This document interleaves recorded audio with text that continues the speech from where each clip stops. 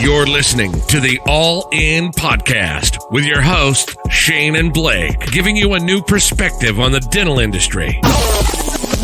Are you ready to go all in? Let's do this. Let's do this. Let's do this. And welcome to the All In Podcast, the podcast that brings you a new perspective on so many things and every once in a while dentistry. And today is one of those dentistry days, guys. But I know you guys have missed me a lot, right? How do I know? Because I've been getting harassing DMs in my Instagram inbox.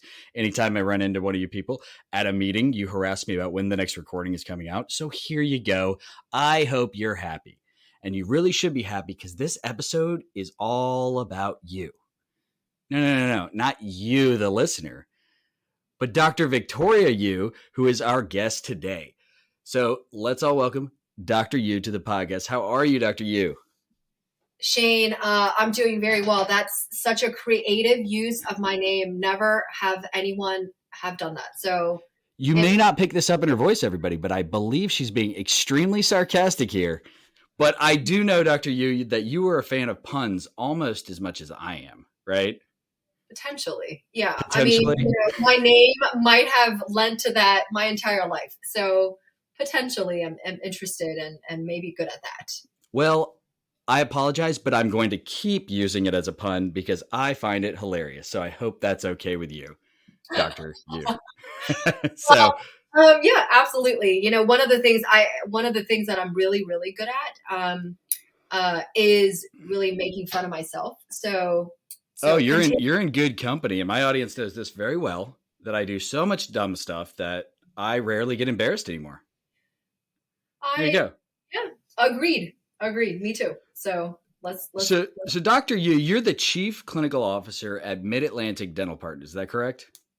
That is correct. Yes. Can you tell everybody, kind of give them the high level, fast forward version of how you got into like where you're from, how you got into dentistry up to becoming a Chief Clinical Officer at a very large dental service organization? I feel like, you're asking me to write one of those online dating profiles, which I did a few years ago when I was going through some stuff, and I wasn't very good at it, so I just made it super short. So I will continue in that. I am Victoria Yu. I'm a clinician at heart. I graduated from University of Maryland, did a little training at Johns Hopkins. And then subsequent to that, I worked for a fee-for-service practice, outproduced my boss. He didn't like that. Didn't like it? You'd be making him money, right? Well, I know. I mean, funny enough, I was on a pure salary, right? And he just didn't like that because I guess I used his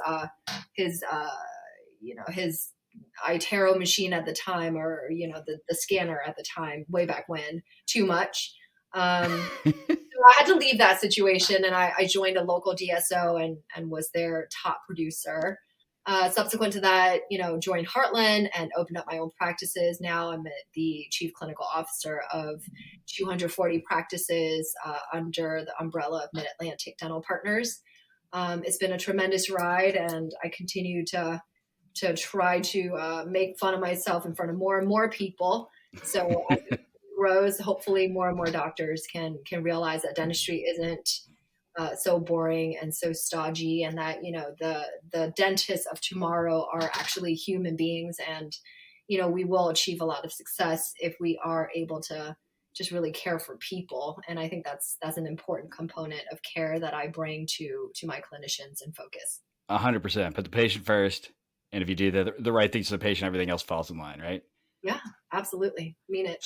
Yep. So you ever seen the movie Office Space? I have. Yeah. You have? Do you know that one part where they bring in the consultants and they're kind of interviewing anybody? So I'm going to do this to you. So as a chief clinical officer, what would you say it is that you do here? Like, what's your day to day, right? Like, how does that work? So do you still practice? Because I know some CDOs or CCOs don't actually continue to practice. Are you practicing right now? That's a good question. I think a lot of people ask that question, not because they don't see me push out product, but because, they wonder what I'm doing. And, am I in an ivory tower somewhere? No, absolutely not. As you can see, not many of your speakers, I'm in an office where it's a hot mess behind me, and there's a calendar of events that I need to keep up with. I have a lot of meetings with vendors. I focus on quality of care for the clinicians. I focus on support of my doctors through any issues that they may have.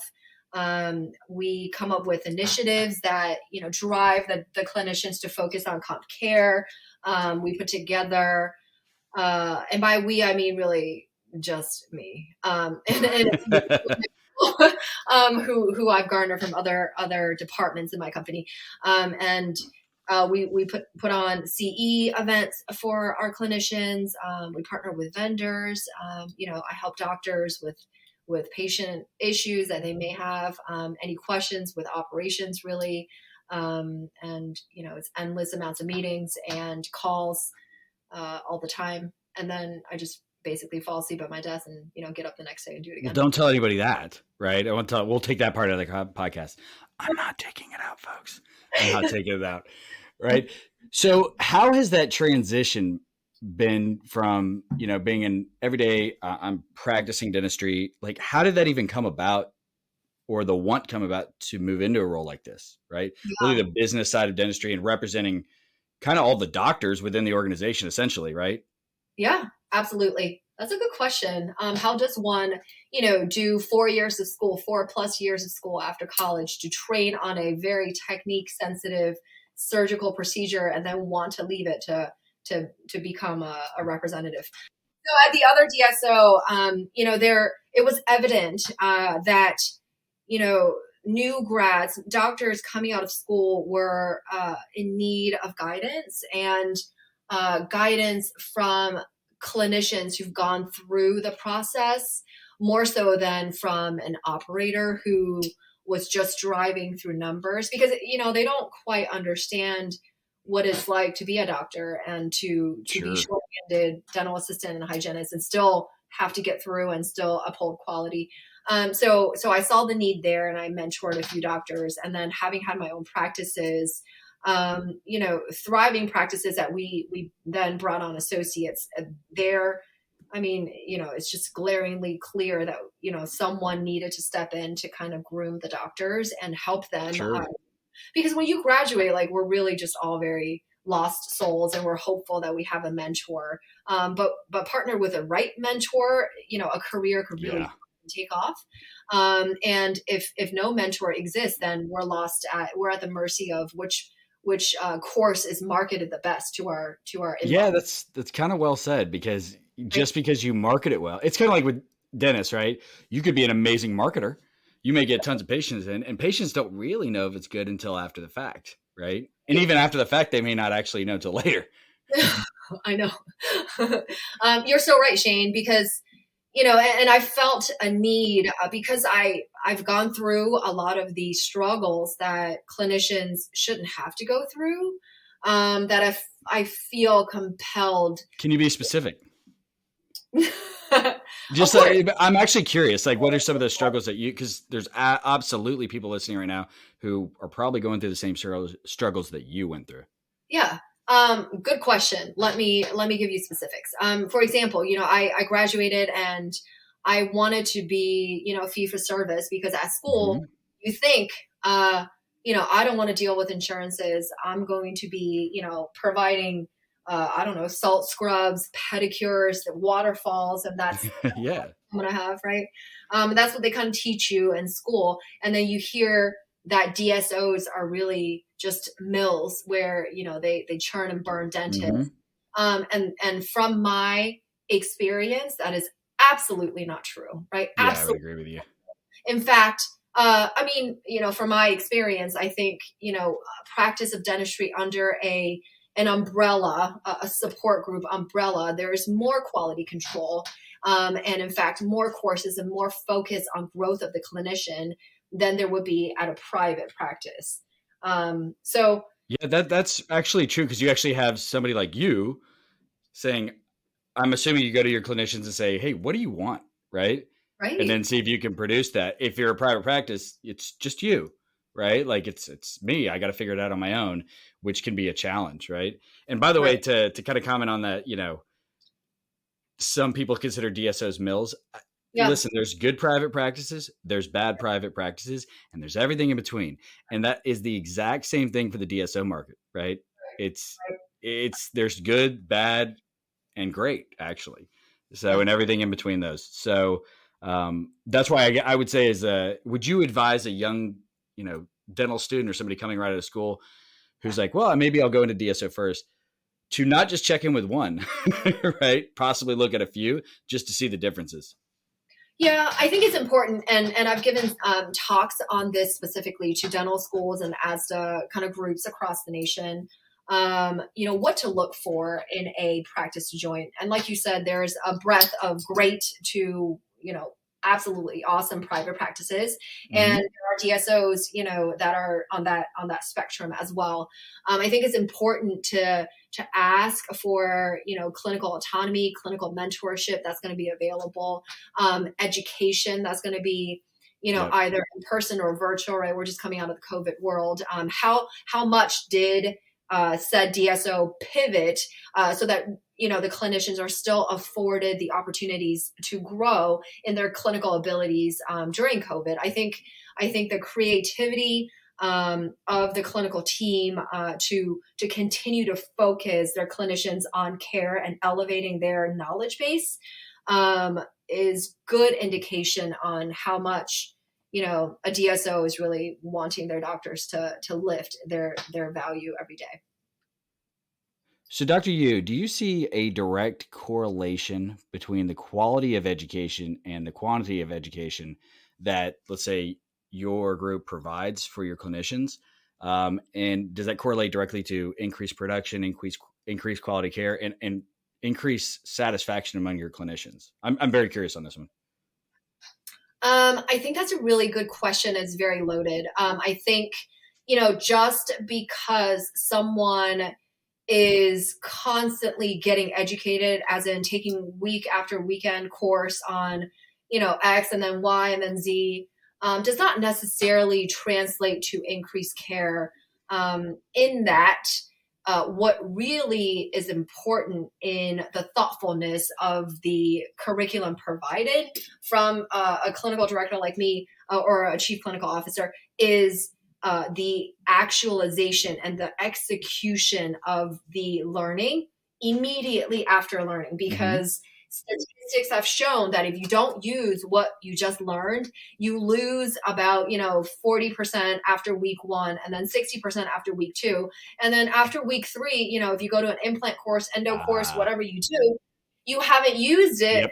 Week 4, you might as well not have gone. So when we put on programs, there's a lot of planning in advance of it and scheduling of patients to ensure my doctors use this skill, or if it's a general training that they are able to execute on it. And there's a lot of training in the operational counterparts that ensures that the doctor is able to see lift in their productivity or their ability to provide comp care. So, that's also that does make really sense, right? So you got to learn something and then actually do it, so you retain it, right, and then move forward. Yeah. Now, you mentioned before that your first practice, you outproduced at this the owner of this fee for service practice, right? And then you came into a DSO, and you were an extremely high producer there. How did you? What's the methodology for that? Like, is that just a skill set you had? Yeah. Like, how did you immediately come in and produce? Talk about, give you an example of over eagerness. I used to, within my first year of practice, I love endo. I in fact love everything about clinical practice. To the point where I would diagnose a patient needing root canal, and I would clap my hand and say, "You're going to need a root canal today." Like Shane, you be excited. I know, I'm so excited. You're going to need a root canal. And, at a fee for service practice, a root canal, build them a crown was $5 grand. Yeah.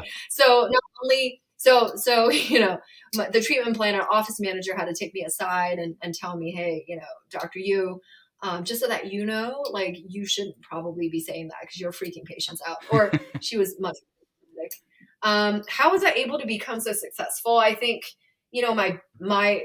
honestly, I grew up with grandparents who are physicians, who are surgeons. And it's been instilled in me that it's my duty to do something good for humanity. And I really saw taking care of people, getting them out of pain, preventing them from having pain, as the ultimate calling. So it didn't matter to me like how much, whatever it cost. It's just, if I knew my patients needed it, I took it to heart to communicate to them that this is what they need. And I think they could feel the genuineness of my desire to help.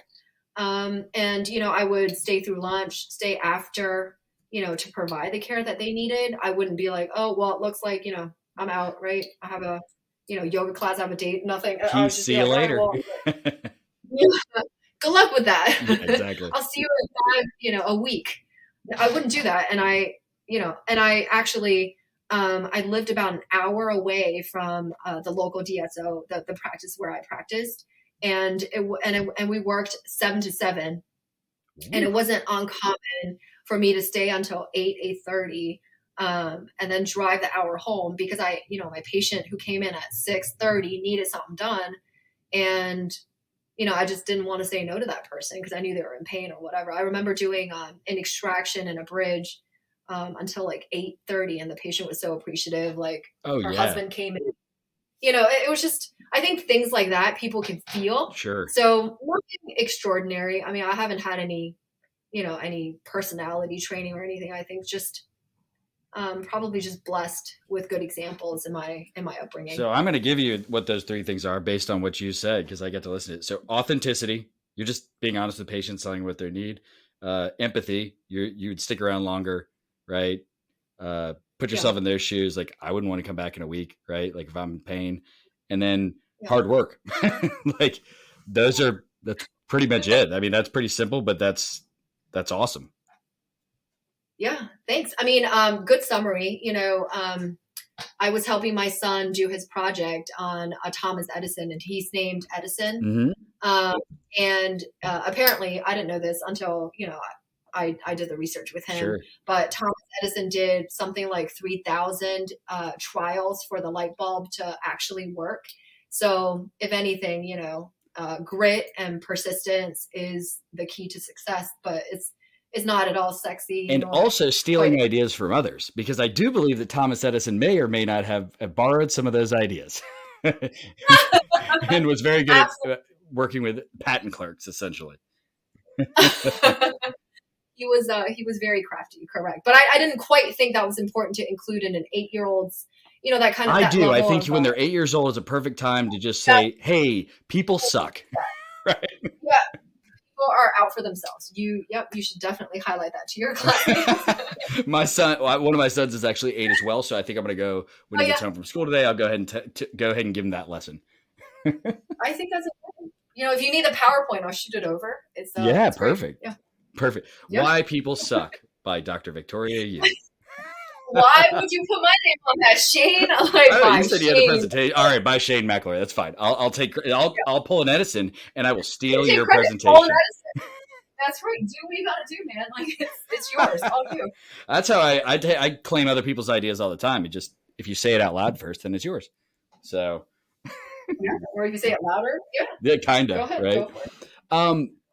Let me ask you this. So there's a lot of consolidation going on in the market right now. I mean, obviously everybody knows that, DSO is the future, right? Like, group organizations, like, that is what's coming. The market's consolidating, whether people like it or not is what it is.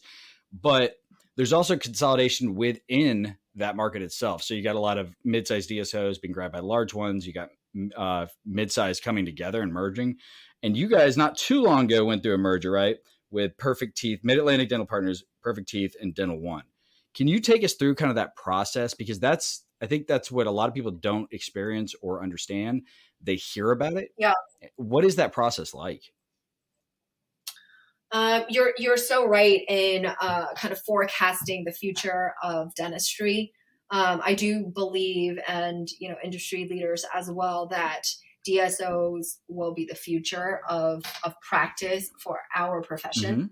Now, having gone through the integration of 3 large companies to arrive at the current 240 practices, is not an easy feat, right? Because think about, if you merge, even 2 people together, there's personality differences, there's philosophical 100%. differences, there's different mindsets from different parts of the country, obviously different processes that have kind of guided the growth of the entities to its current size, and potentially some bad habits that are deeply ingrained.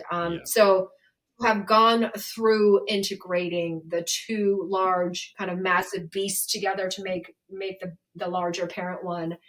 It's interesting. It feels a bit like a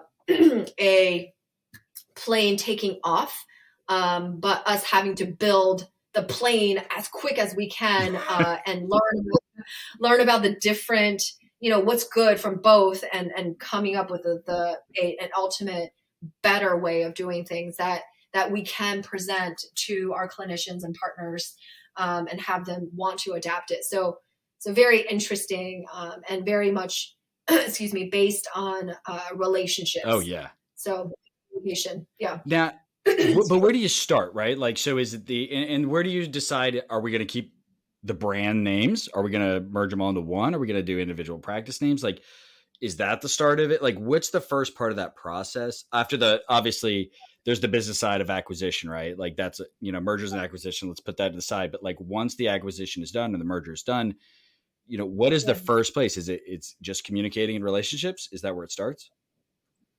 We, my partner and I, we're very much people, because Tim and I, and, we thrived on, being with our people.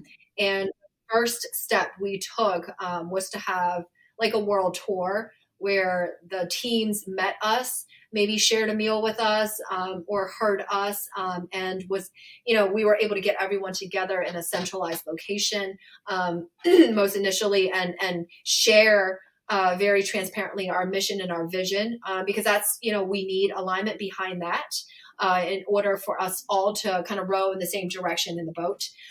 Subsequent to that, very much focused on relationship building. And then subsequent to that is process building and systems, where we would identify, what each company was doing. And that led to, whatever result they got. And then we would either fix that and make it better, or, we would completely change it. Of course, with the agreement of the clinicians who are in practice. I think, being very careful and thoughtful in the analysis process, is what a lot of our clinicians really appreciated, right? Some of the things where, you need new, paint on the walls, like if it was within budget, we'd try to get that done. Making our doctors happy, making our hygienists and our dental assistants, office managers. I think field operations is where, that they're the most important people. And then we kind of looked at corporate structure subsequent to that. And then kind of building a team to support our missions was, kind of the last step of that. By the way, I completely agree with your assessment. Like anybody in the field, right, that's directly dealing with the patients is the most important. In the same way, like for a sales organization, right? I used to be out in the field for a long time, and then we're both behind a desk a lot of times right now. And I tell them all the time, I go, I've become less important. Like you guys are the most important part of it. And it's that interaction. That's the face of the company. That's the patient interaction. And that's going to make or break you, So it's got to be the people engaging with the patients. Yeah. And we always felt, as a leadership group, that if we took care of our clinicians, then they're able to do what's most important in our company, which is caring for patients. But it's no longer, our job to take care of the patients by any stretch. And they're not, it's if we do our jobs right, then our clinicians can focus on that care. Oh yeah. And it's so good to see you guys who aren't able to see this, but Shane is literally sitting in an ivory tower. Yep. So awesome. that, It's awesome. he's really, it's cool there, optimal amount of lighting and moisture. I don't know.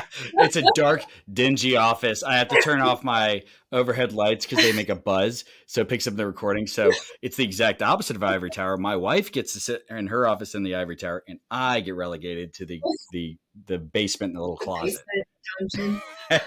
Where I belong, right? Where I belong. All right, I've got a very serious question for you now. You mentioned that, and you brought this up, which is why I'm bringing it up, that you were filling out an online dating thing, right? Let me ask you, which platform did you use? And there's a reason I'm asking. I'll explain after that.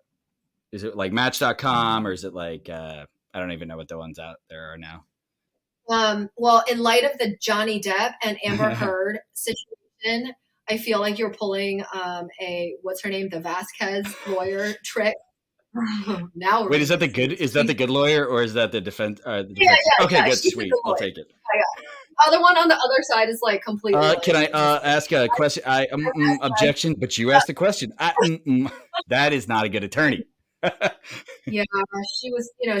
Amber probably found her on Groupon. What website did I use? I used okcupid. okcupid. I'm not familiar with that one. And are you or not? Like you're okay, so here's why. I actually met, just so you know, I met my wife on Match.com, but this was 13 years ago, right? Before, like at the time, I was embarrassed to talk about it. Like, how'd you guys meet? It was like, Match.com. Yeah, it's now everybody. It's weird if you don't meet on a site, right? Yeah. Nowadays, people are so anxious, and there's no outlet. But like my dates from that, I used to call okay stupid. I used to think I was stupid for doing that. But no, I mean there are plenty of good people and plenty of good websites, I think, nowadays that people can meet on. And it's very romantic that you met your wife on Mesh.com. No, everybody thought it was a weirdo at the time, right? Nobody at that point in time, nobody wanted to admit to it, right? You want to hear an interesting confession on my part that will embarrass me, not you? Secrets forever. Yeah, so don't tell anybody so they don't know. My wife still gives me crap to this day. So what I noticed on profile, like if you check out women's profiles, they always have like you set in, right? Like this is the height range. This is, these different things you're kind of looking for, right? And 5'9" was the cutoff, right? Like every single time it was like, if you're under 5'9", I want nothing to do with you, right? There was like, there might be a couple people on there that's cool with that, but most of them were not ideal for me at the time. That's the nicest way I could put it. So I maybe stretched the truth because like about 5'6", 5'7", right? And I put 5'9", and my wife on our first date, she told me this later. She's like, I got out of the car and I wore my tallest heels, and you were definitely not 5'9". I was like, yeah, but that little stretch of the truth worked out really well for you, honey. Right? Wow. Thank God you're a good liar. Should I? It's not a lie. I mean, if I put on like heels too, I could be maybe 5'9". You put on heels. It is a stretch of the truth. A stretch of the truth. Yeah. And it's not really a good liar if you get caught immediately if she opens the car door on your first date. So and all it took was her eyes to be functioning for you to be caught. That's hilarious. Well, she saw this really tiny guy who was just strikingly handsome, great at conversation. Yeah. Great conversation. No, she actually told me she didn't like me that much after the first date. I was like, well, you went on a second date. She's like, yeah, fair enough. She thought I was cocky. Yeah. I was actually really nervous. That's the truth. Aww. And maybe a little cocky at the time. Right. But you obviously have found the right person. And you guys, I was going to ask you what your secret was with your wife. 13 years. That's a tremendous feat. Right? Yes. The secret is, I don't know if there's a secret is other than just communicating as much as possible. And like, especially when things aren't going well, because it's not always going well. Right. You just got to like try and talk about it and be as honest as possible. And my mistake early on in our relationship was bearing stuff down and then blowing up later, and not blowing up and like screaming, yelling, just like I would, instead of addressing something, I would let it build up. And she does it Yeah. differently. Like I'd let it build up and one thing would bother me and then I bring it up later, not that much later. Yeah. For her, she has a mental scoreboard in her head. Like I did the dishes and I did this and this and this and this. What did you Yeah. do? And, Yeah.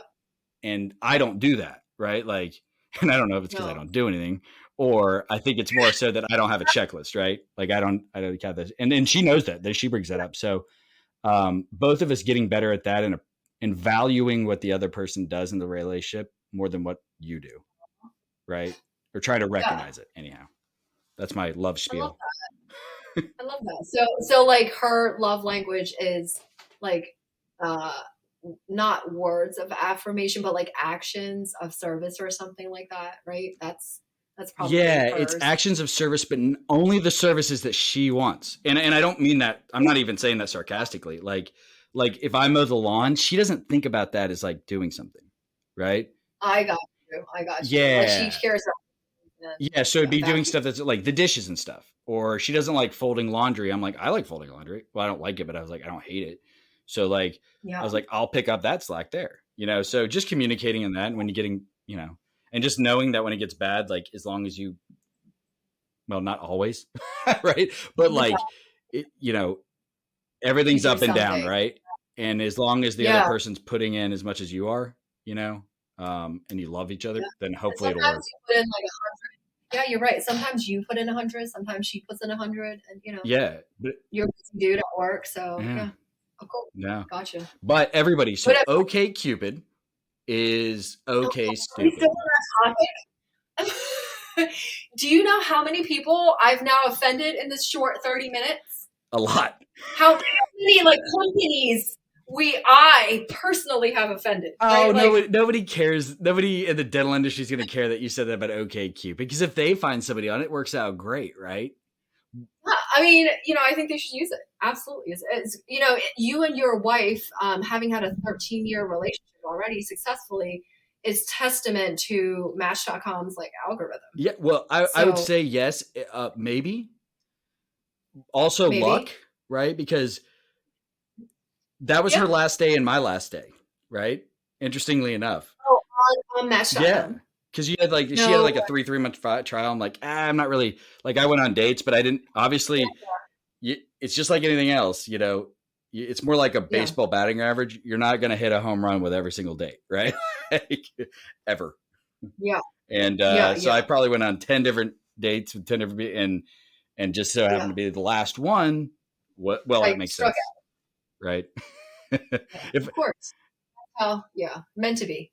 Yeah, Kismet. maybe. We'll see. We'll see if she keeps me for the next 13. I don't know. Stay tuned to find out. Good feeling. So let's wrap it up with this. What are you excited about in the future of, specific to you in dentistry with your group? Like as far as what, maybe it's some of building education, maybe it's be able to help more patients. And on the other side, what scares you about where the industry is going? Like, do you have any fears about it as well? So what's going to be good, and what are you, fearful of? Great question, and great concluding points. I am very excited about growth in the DSO arena, period, because I think a lot of the DSOs, the top DSOs, have a real focus on curriculum for their clinicians and growing their doctors, because we all know, in the leadership groups that keeping a doctor whom you grew through your program of sorts is going to be a huge win for your company. Oh yeah. So there's a lot of focus, right? A lot of focus partnering with vendors to do that. I'm excited about that. I'm excited about seeing what kind of better support can set DSOs apart from the niche mom and pop, or the fee for service guys and gals. I think with numbers come power, and that I want to see all of us leverage to get more support for our clinicians, because again, they're the heart of the practice. What I am afraid of, I don't know. Nothing really scares me. I don't love. I guess I don't love the lack of applicants, if you will, like, team members, Sure. in light of the pandemic, we had a great resignation. And I don't know that if it's going to continue or, if we're going to need to evaluate some augmentation from international waters or something. I want our doctors and our hygienists and teams to have full teams, and to be able to operate efficiently and to have everything they need. And that does involve humans and good people to want to work and be a part of the solution. I think the talent in that pool is hard to find. Yeah. And with competitors like Chipotle and McDonald's offering, whatever, right? It's just, I want to have those people who are smart, who are hardworking alongside our doctors and hygienists. Yeah.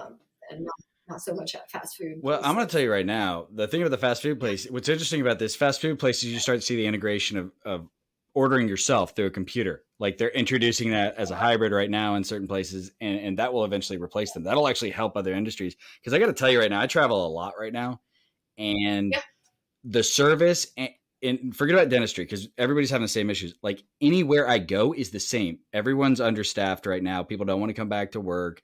Like whether it's a restaurant, anything in service related, like a travel agency trying to book a flight, you have to wait on 3 hours because they had to get rid of everybody because nobody's traveling. And then now you have to rehire and do all that kind of stuff too.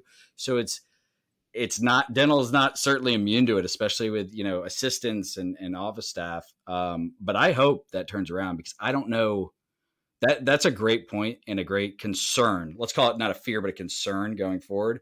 Not just for DSOs, but private practice as well. Like that talent pool, you know? What do you think is a solution to that? Like, is it, everybody's going to say it's money, right? Like pay them more, but yes, but what else can you do? Let's put that's the easy answer, but what else is it? What do they want? Is it, I want to have, cause what you don't see with the system is career path, right? And I think a dental service organization could set that up better than anybody else could. Yeah.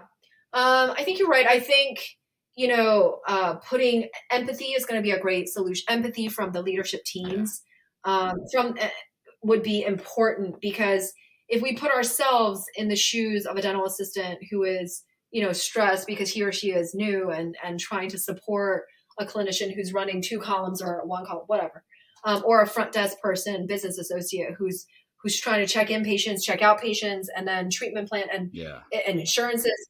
So what can be done is have, departments that could alleviate the stresses of daily operations. Some more specialization within the actual practice itself too. Exactly.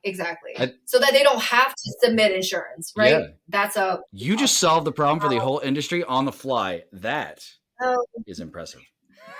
She's brushing off her shoulders, everybody. I love it. They can't remember. They can't see you. Well, that's how I roll. Solutions by you, for you. By you, for you, off the cuff. That's what's up. That should be your podcast, right? People come bringing you questions, right? No one would listen to that. My mom listens to this and like a couple other people. Shane is an amazing mom. He's really been quite the host and very impressive. Yeah, and very you don't have to tell her that. She has a mental disorder where she thinks everything I do is amazing, and that's been going on for a long time. Bless her heart. Bless her heart. Everybody else sees what she does not. Well, let me ask you this. So you talk about mentorship and want to, help younger doctors coming up. If somebody is interested in speaking to you, whether it's about Mid-Atlantic Dental Partners or just wants to reach out, maybe make contact with you, what would be the best way for them to do that? They should probably text me. Texting me. Okay. Let's not give out your cell phone number on here. So let's not do that. Yeah. How about an email, maybe? An email or Instagram? That sounds good. I don't have Instagram. I have Instagram. I don't know what the name is. So okay. So when you, all right, how about an email? Will that work? I have one of those. I do. What is that? So we'll tell everybody else if they want to reach out to you. Is that okay? I got it. Yeah, of course. Please. I was ready to give out my cell phone number, personal cell phone. You can do it. You can do it. I would just not recommend it. Let's not do that. Let's start with email first. victoria.u@mid-atlantic.com. And U is spelled Atlantic. Y-U, by the way, not Y-O-U. Okay. Wow. So Victoria, period, U-Y-U, at mid-atlantic dental.com. All right, perfect. Yeah. So for you up and coming dentists out there, maybe staff members or people interested, you can reach out to Dr. Yu there. At that point, she may consider giving you her cell phone number. We will not do that on the air, though. You're welcome, Dr. Yu. And if you're younger, you can tell Dr. Yu why the importance of she should really establish an Instagram account to communicate with all those young folks out there. That is my recommendation. Boy. Well, after this, Shane, you and I will get on some kind of thing and I'll show you how to do it. If I can figure it out, anybody can. All right, everybody. So thanks for tuning in, Dr. Yu. Thank you so much for your time today. Appreciate you. But guys, you can tune on to the next episode of the All In Podcast. Thanks so much. Thanks for listening to the All In Podcast. See you next time.